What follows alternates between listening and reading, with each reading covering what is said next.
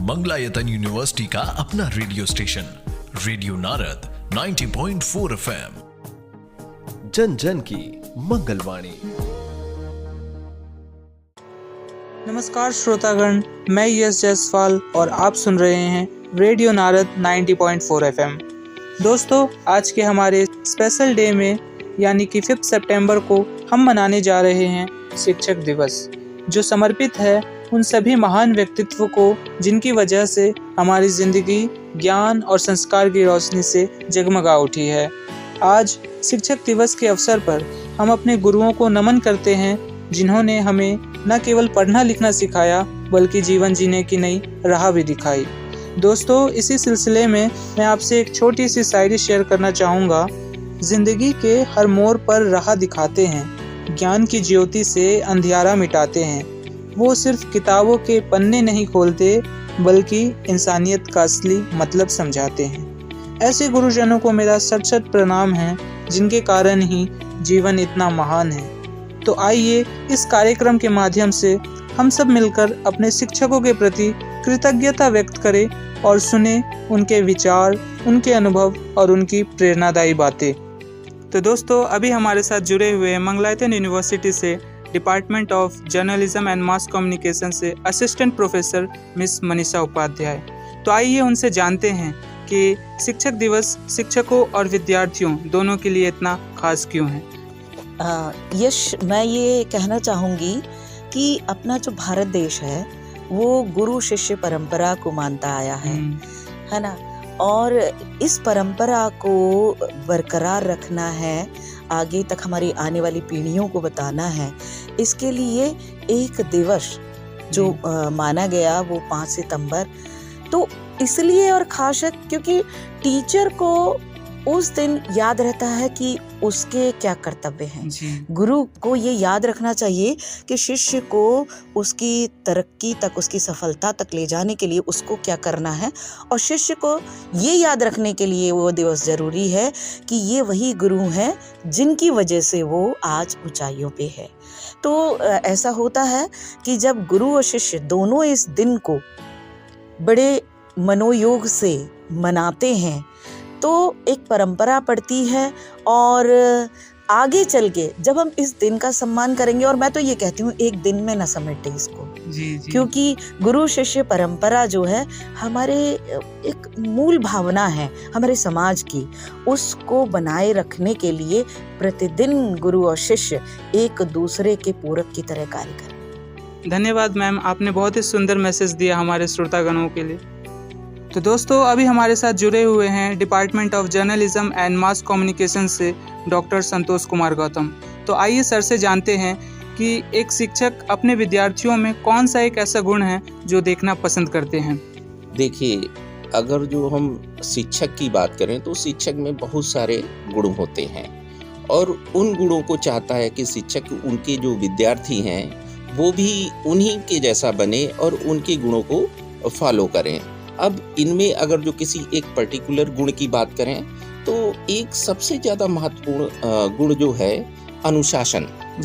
जैसे शिक्षक जो है क्लास में हमेशा अनुशासित ही रहते हैं, और शिक्षक चाहते हैं कि उनके जो स्टूडेंट हैं वो भी अनुशासित रहें, और जैसे भी उनको, जैसे क्लास में है, क्लास में सही तरीके से बैठ के वो अध्ययन के दौरान पढ़ाई करें। और जो इसमें सबसे ज़्यादा अनुशासन की बात करें तो इसमें समय, ठीक है, अगर जो शिक्षक 10:30 बजे क्लास में आ रहा है तो शिक्षक चाहता है कि शिक्षक के क्लास में प्रवेश होने से पहले क्लास में बच्चों का प्रवेश होना जरूरी है, कि बच्चे उसे क्लास में मिले। तो इसलिए शिक्षक होने के नाते मैं चाहता हूँ कि बच्चों में समय का पालन करना सबसे बड़ा जरूरी एक जो है बिंदु है।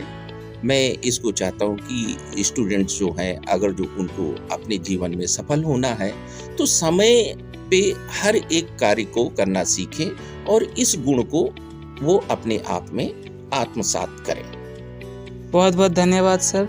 तो अगर मैं एक शब्द में कहूँ तो डिसिप्लिन जो है एक टीचर अपने विद्यार्थियों में देखना चाहते हैं।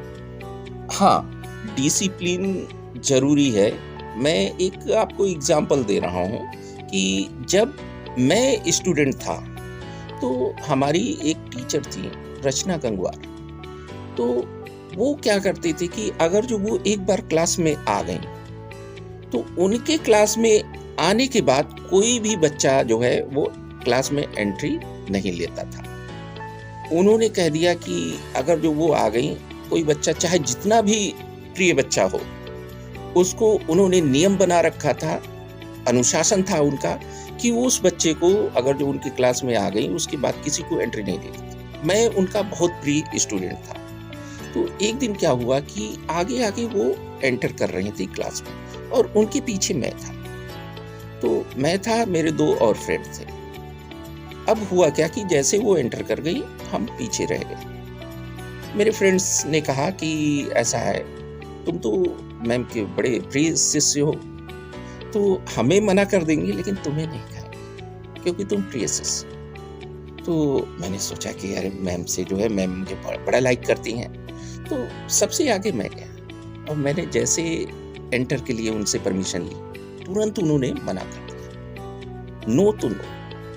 ये उनका अनुशासन जी। क्योंकि अगर जो वो उस दिन मुझे परमिट कर देती तो फिर उन्हें दूसरे बच्चों को भी परमिट कर। तो मैंने उनसे सीख ली कि अगर जो हमें सफल होना है तो हमें अनुशासित जरूर रहना। बहुत बहुत धन्यवाद सर, हमारे श्रोतागण को ये सुंदर संदेश देने के लिए। तो दोस्तों, अब आइए मिलते हैं department of visual and performing arts से assistant professor Ajay Singh Rathore sir से। सर, ऐसा देखा जाता है कि एक क्लास में कुछ अच्छे विद्यार्थी होते हैं तो कुछ कमज़ोर भी होते हैं। तो उन कमज़ोर विद्यार्थियों को बाकी के साथ ताल में ताल मिलाने के लिए एक शिक्षक किस प्रकार का प्रयास करते हैं? अच्छा क्वेश्चन है आपका। एक टीचर का काम ही होता है कि उसको शिक्षा तो देनी ही है, लेकिन ये संभव नहीं है कि क्लास में सारे बच्चे होशियार हों या सारे बच्चे एकदम बुद्धू हों। ठीक है, कुछ बच्चे ऐसे होते हैं जो कि बातों को जल्दी समझते हैं और कुछ बच्चों को थोड़ा सा देर में समझ आता है।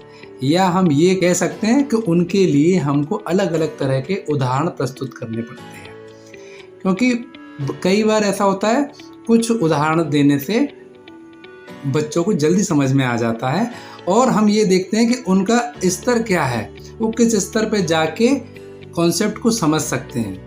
क्योंकि अगर हम बात करेंगे जिस चीज़ को कभी उन्होंने देखा नहीं है, समझा नहीं है, हम उस स्तर पे जाके बात करेंगे तो उनके सब सर के ऊपर से जाएगा। लेकिन जब हम देखते हैं कि बच्चा ग्रामीण परिवेश से है या उसके माँ बाप बहुत गरीब हैं, तो और भविष्य में आने वाली बहुत सी ऐसी संभावनाएं हैं जिसका कि उसने पहले से कोई आकलन नहीं किया होता है, तो हम उसको उसके स्तर पे जाके ये हमारा काम होता है कि हम महसूस करें कि बच्चे को समझ में आया या नहीं आया। क्योंकि पढ़ाने के बाद ये एक ज़रूर होना चाहिए क्लास में कि हम बच्चे से पूछें या विभिन्न माध्यम से पूछें कि उसको समझ में आया या नहीं आया। बच्चे को समझ में आएगा तो उसका स्वाभाविक और सही जवाब देगा, समझ में नहीं आएगा तो वो घुमा फिरा के जवाब देगा या जवाब देने से बचेगा।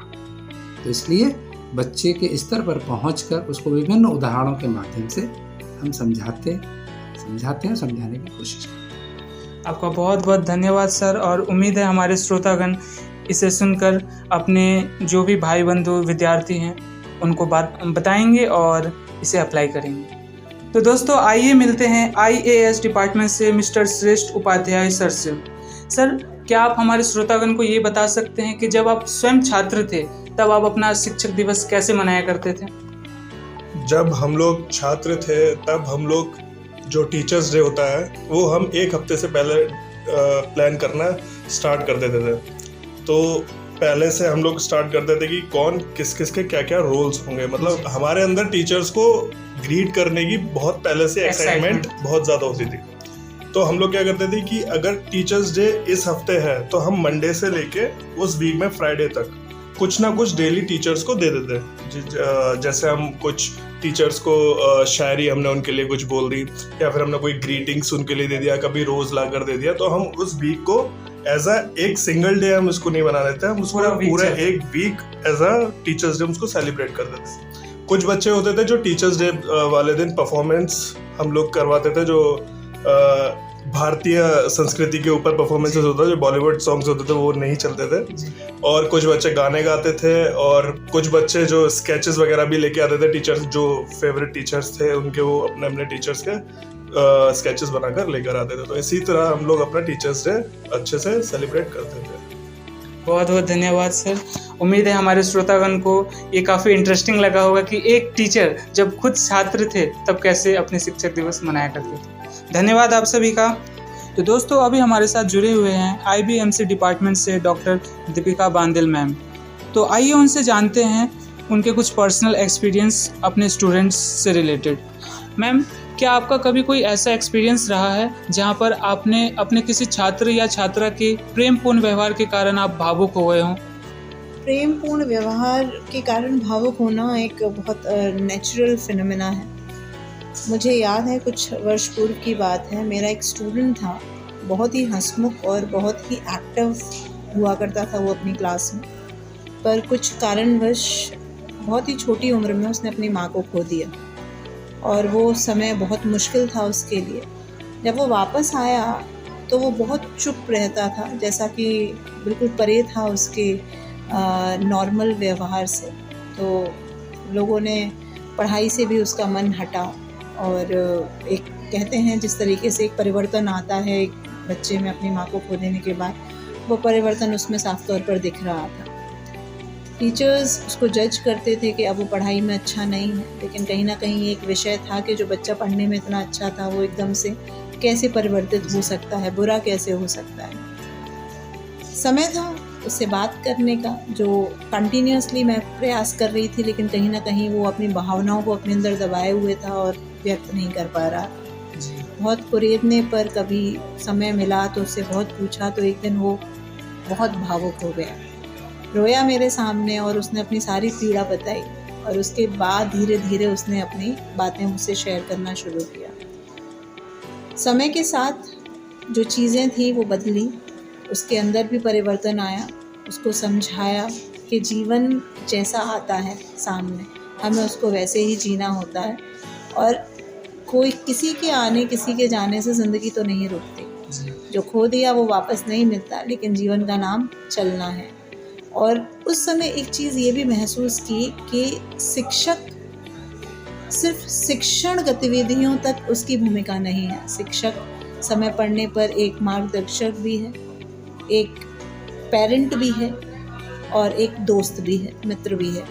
तो ये कई बार ऐसी चीज़ें हो जाती हैं आपके जीवन में, आपके स्टूडेंट्स के साथ, जो आपको व्यक्तिगत तौर पर भी और एक शिक्षक के तौर पर भी बहुत कुछ सिखाती हैं, और आपको ये सोचने पर मजबूर करती है कि इंसान और विद्यार्थी सिर्फ पढ़ाई एक जीवन का डायमेंशन है, पूरा जीवन नहीं है।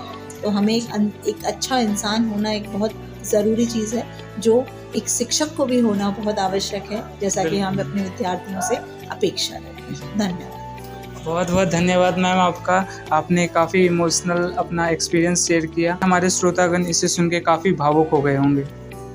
तो दोस्तों, अभी हमारे साथ मौजूद हैं IBMC डिपार्टमेंट से assistant professor Ramanand Mishra sir.